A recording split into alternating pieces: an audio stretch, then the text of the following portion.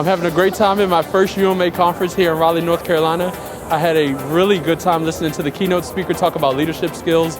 Being the vice president of a Motorcoach company, I look forward to taking those skills back and giving them to my staff so we can become a better Motorcoach company, and I look forward to UMA 2025 in Oklahoma City. The energy here is so great, and everyone is talking and networking, and it's just hard to take it all in. This is going to be a really good expo. You can feel it.